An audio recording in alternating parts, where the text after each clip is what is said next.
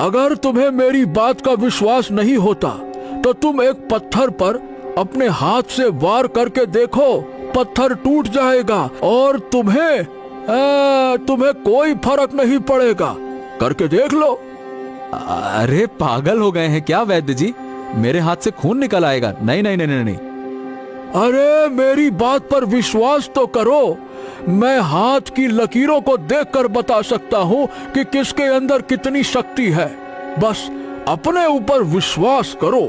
मारो एक मुक्का। वरुण ने पत्थर की ओर देखा और एक जोरदार मुक्का पत्थर पर मार दिया। अगले ही पल पत्थर 2 टुकड़ों में टूट गया। हाँ, ये तो बड़ी विचित्र बात है वैद्य जी। मतलब मुझे तो ऐसा लगा कि जैसे मैंने किसी पत्थर पर नहीं बल्कि किसी फूल पर हाथ मारा हो। यही तो। जरूर किसी चमत्कार ने तुम्हें स्वस्थ कर दिया है, वरना तुम इतनी जल्दी ठीक नहीं हो सकते थे। और अगर ठीक भी हो जाते तो शरीर में इतनी ताकत आना, नहीं भाई, ये तो असंभव था। लेकिन चलो, जो भी हुआ अच्छा हुआ। तुम स्वस्थ हो चुके हो और अब तुम्हारा धंधा भी चल निकला है। बहुत बढ़िया। चलो भाई, राम राम। इतना कहकर वैद्य वहाँ से चल दिया। वरुण कुछ सोचते हुए अपने घर लौट आया और सारी घटना अपनी गाय को सुनाने लगा।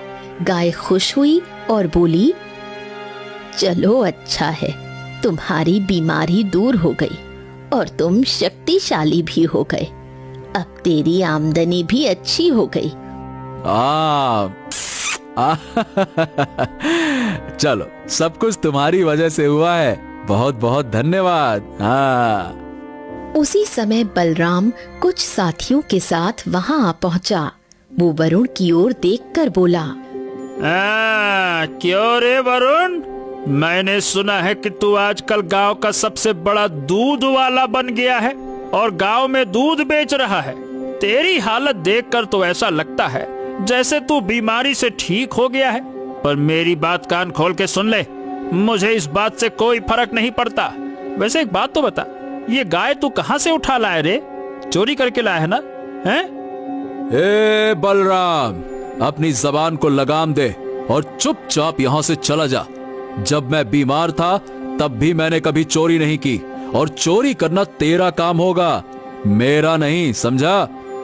बलराम और क्रोधित हो गया। वाह रे वाह, बलराम भैया से सीधा बलराम।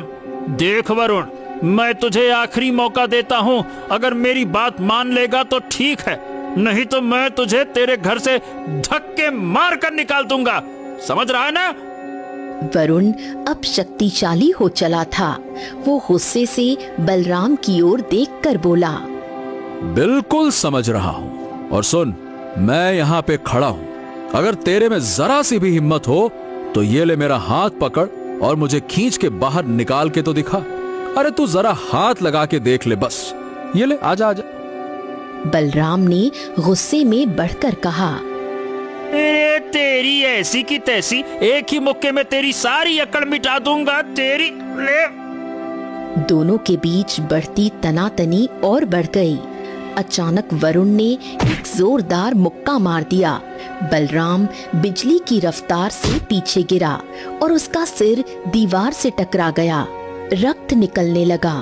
बलराम ने दर्द और आश्चर्य से वरुण की ओर देखा और अपने साथियों से बोला, अरे दादा रे दादा, इसमें तो गजब की शक्ति आ चुकी है।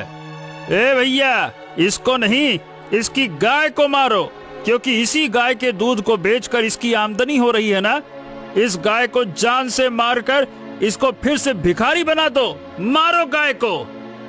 बलराम के साथियों ने डंडे और लाठी उठाकर गाय पर प्रहार करना शुरू कर दिया। वरुण ने बड़ी मुश्किल से अपनी गाय को बचाया और बलराम से कहा, ए बलराम, मेरी गाय को छोड़ दे, बहुत हो गई तेरी नौटंकी। अरे मैं बिल्कुल नहीं छोड़ने वाला। ए तेरी तो ले। अरे ठीक है ठीक है ठीक है, बस करो। तुम्हें चाहिए मेरा घर ना, ले लो, मेरा घर ले लो, लेकिन मेरी गाय को कुछ मत करो। देखो, आज जो कुछ भी मैं हूँ इसी गाय की वजह से हूँ। इसी ने मुझे जीवन दिया है। इसको छोड़ दो, दूर हो जाओ इससे। बलराम ने अपने साथियों को इशारा किया और वो रुक गए। अब आए ना लाइन पे। ठीक है ठीक है ठीक है, अभी और इसी वक्त ये घर छोड़ दे और दफा हो जा यहाँ से। चल निकल जा, देख क्या रहा है, जा। वरुण अपनी गाय को लेकर अपने घर को छोड़कर जंगल की ओर चल पड़ा। जंगल में जाकर गाय वरुण से बोली, तुम स्वस्थ हो चुके थे, अगर तुम चाहते तो बलराम को पीट सकते थे। हाँ, जानता हूं कि मैं बलराम को पीट सकता था और उसके साथियों को भी पीट सकता था, पर मुझे डर था कि वो मेरे पीछे से नुकसान पहुंचाने का प्रयास करते। तुमने मेरे लिए अपने घर को छोड़ दिया। अरे जब मैं भूखा था ना, तो मैंने तुम्हारा ही दूध पिया था। तुम्हारा मुझ पर एहसान है जो मैं अपनी जान देकर भी नहीं चुका सकता। काश मैं अपने असली रूप में होती तो तुम्हें ये दिन नहीं देखना पड़ता। ये सुनकर वरुण चौंक गया और गहरी सोच में डूबते हुए बोला, आखिर तुम हो कौन? मतलब मनुष्य की आवाज में कैसे बोल सकती हो? थोड़ा बताओ ना, कौन हो? मैं वास्तव में गाय नहीं हूँ, मैं कुछ और हूँ। यूं समझ लो कि मैं श्रापित हूँ, पर मैं अपनी सच्चाई नहीं बता सकती क्योंकि मेरे ऊपर श्राप है। अगर मैं अपनी सच्चाई किसी को भी बता दूंगी तो मैं जलकर राख हो जाऊंगी। ओह, अगर ऐसी बात है तो मैं तुमसे तुम्हारी सच्चाई नहीं पूछूंगा, पर क्या तुम कभी श्राप से मुक्त नहीं हो सकती? हाँ, मेरी मुक्ति का मार्ग तो है, पर बहुत कठिन है। अरे तो कितना भी कठिन क्यों ना हो, मैं वो कार्य जरूर करूंगा। बताओ, तुम्हारा श्राप कैसे दूर हो सकता है? बताओ। यहाँ से कुछ दूर एक तालाब है जिसे परियों का तालाब कहते हैं। तालाब के नजदीक एक चांदी का कमल खिलता है। उस चांदी के कमल की रक्षा परियां करती हैं।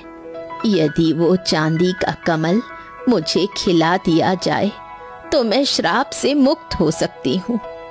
पर चांदी का कमल पाना आसान नहीं है क्योंकि हर कमल की रक्षक परी उस कमल को तोड़ने वाले से एक ऐसा बलिदान मांगती है जो आज तक कोई दे ही नहीं पाया।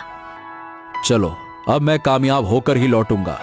वो परी मुझसे चाहे जितना बड़ा बलिदान मांगे मैं दे दूंगा, पर मैं तुम्हें श्राप से मुक्त करके रहूंगा। मेरा वादा है तुमसे, और यही तुम मेरा इंतजार करना। इतना कहकर वरुण तालाब की ओर चल पड़ा। कुछ देर बाद वरुण एक तालाब के सामने खड़ा हुआ था जिसके किनारे बहुत सारे चांदी के कमल खिले हुए थे। वरुण ने एक चांदी का कमल तोड़ने का प्रयास किया ही था कि वहां अचानक एक रंग बिरंगी परी प्रकट हुई। वो परी मानो उसी कमल की रक्षक थी। मानव, इस चांदी के कमल को प्राप्त करने से पहले तुझे एक बलिदान देना होगा। क्या तू बलिदान देने के लिए तैयार है? हाँ, मैं तैयार हूँ। सोच ले, मैं जो बलिदान मांगूंगी तो वो दे नहीं पाएगा। आज तक किसी मनुष्य ने ये बलिदान नहीं दिया। मुझे आजमा कर देखो, मैं बलिदान दूंगा। बोलो, क्या मांगती हो? मैं जानती हूँ कि तू पहले बेहद बीमार था और बहुत ही गरीब, हर तरफ ठुकराया हुआ। यदि तू इस चांदी के कमल को तोड़ेगा तो तेरा स्वास्थ्य फिर से गिर जाएगा और तू फिर से वही बीमार वरुण बन जाएगा। क्या तू अपने स्वास्थ्य का ये बलिदान देने के लिए तैयार है जो तुझे उस गाय के जादुई दूध से मिला है? गाय का जादुई दूध? हाँ, तूने जो दूध पिया है, क्या तूने उसे साधारण दूध समझ रखा था? वो जादुई दूध था। पर ये मेरा मुद्दा नहीं है। मेरा मुद्दा ये है, यदि तू कमल तोड़ेगा तो फिर से कमजोर हो जाएगा और समाज की ओर से ठुकराया जाएगा। क्या तू अपने स्वास्थ्य का बलिदान देगा? वरुण कुछ देर चुप रहकर बोला, हाँ, अगले ही पल वरुण को शरीर में कमजोरी महसूस होने लगी और वो झुक गया।